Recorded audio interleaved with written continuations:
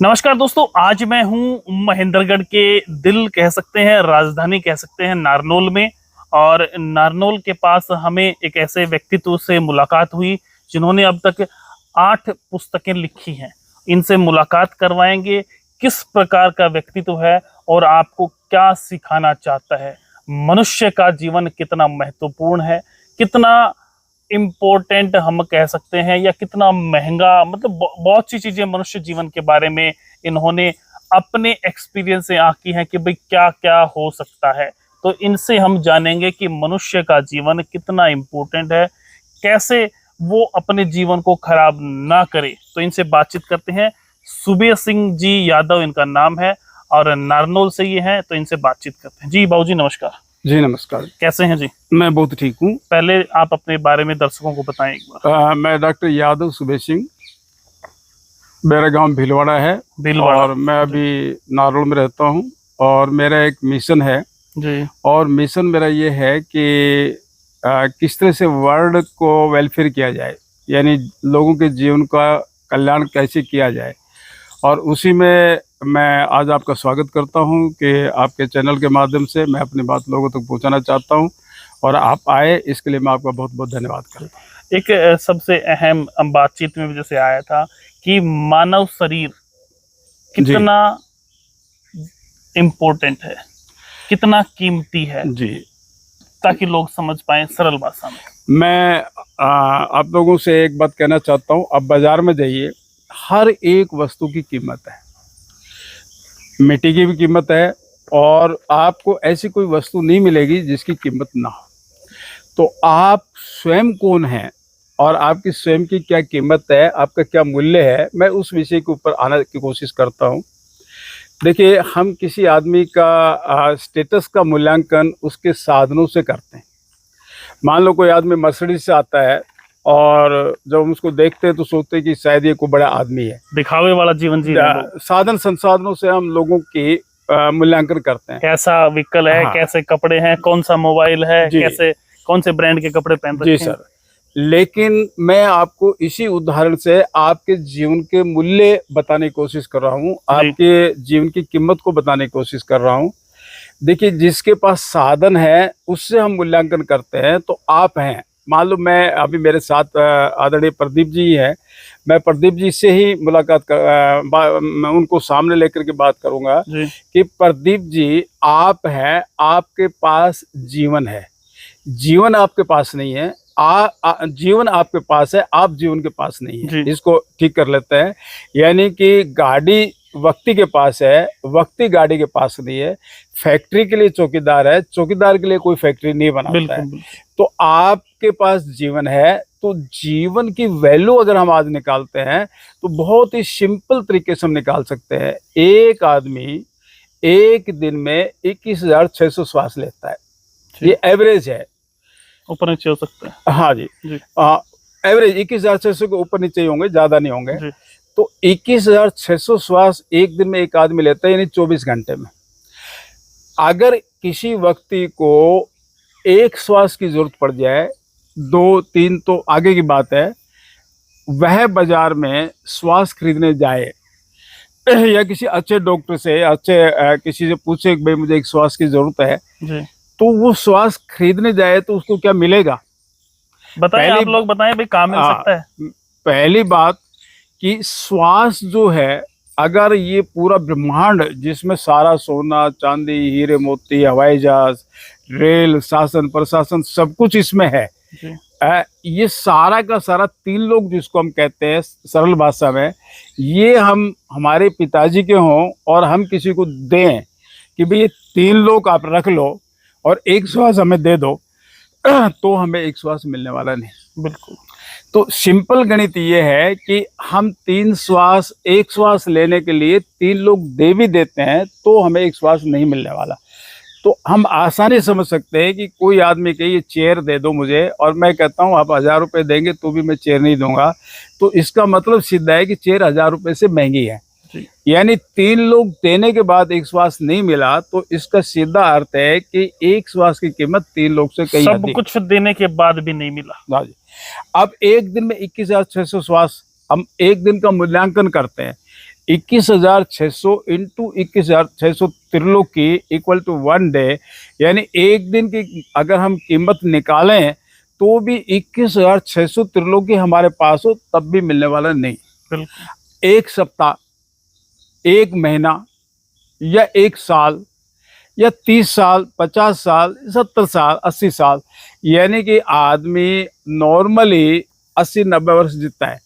तो 80-90 वर्ष का अगर उसकी जिंदगी का मूल्यांकन करें तो कोई अनंत नहीं है, यानी आप निकाल ही नहीं सकते। इतनी अनमोल जिंदगी आपके पास है, यानी प्रदीप जी के पास इतनी अनमोल जिंदगी है, तो प्रदीप जी स्वयं कितने अनमोल होंगे। ये दर्शकों आपके पास भी है जिंदगी। जब आपकी जिंदगी इतनी अनमोल है तो आप कितने बहुमूल्यवान होंगे या कितने अनमोल होंगे। अगली बात मैं एक और जोड़ता हूं इसमें, जिस ब्रह्मांड में हम रह रहे हैं उस ब्रह्मांड के एक कण को हम नहीं बना सकते, अदल बदल कर सकते हैं, इसका उसमें कर दिया, इसका उसमें कर दिया, वो तो हम कर ही रहे हैं जी। लेकिन बनाने की बात हो तो दुनिया के 8 अरब आदमी लग जाए और उसके बावजूद भी हम किसी भी कीमत पर एक कण नहीं बना सकते। तो जिस ब्रह्मांड में हम रह रहे हैं उसका एक कण नहीं बना सकते, तो उसका कितना मूल्य होगा। अनमोल है वो तो। अनमोल।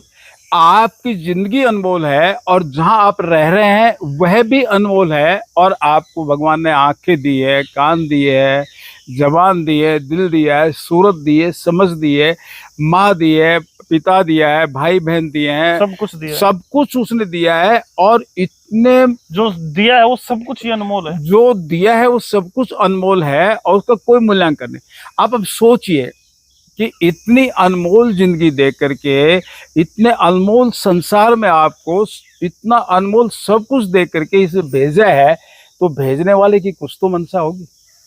अच्छा, अब मैं अगला सवाल लेके आता हूँ। आपने बताया कि बहुत अनमोल है जीवन, सांस या जो चीज प्रकृति की है वो सब कुछ बहुत अनमोल है, लेकिन फिर भी इंसान सुखी नहीं है, दुखी है, और इतने दुख वो अपने क्रिएट कर लेता है कि वो जो सांस ऊपर वाले ने दिए हैं वो उन्हें ही गोट देता है, उन्हें ही खत्म कर देता है। मैं आपका इशारा समझ गया कि लोग आत्महत्या क्यों करते हैं, सुसाइड क्यों करते हैं। मैं इसके पहले एक बात और कहना चाहता हूँ, किसी का ऊंट खो जाए जी।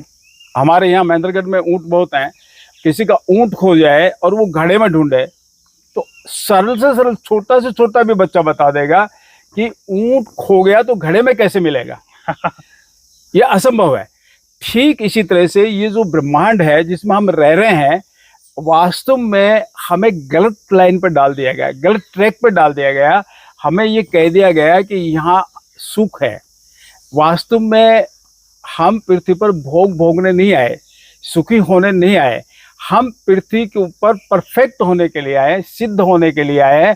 आप अगर शास्त्र पढ़ेंगे और अपने पूरे स्क्रिप्ट को देखेंगे तो वहाँ आपको एक समझ आएगी कि आपको मनुर्भव की बात कही जा रही है, आपको मनुष्य बनने की बात कही जा रही है, आपको कुछ ना कुछ परफेक्शन की ओर लेके जा रहा है।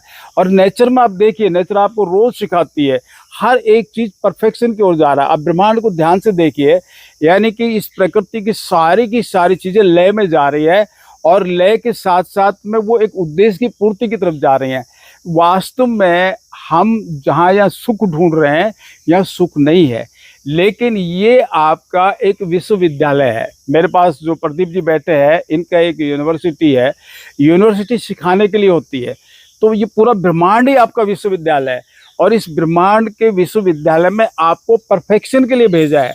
आपको यहाँ से ग्रेजुएट से लेकर के आपको निकलना है।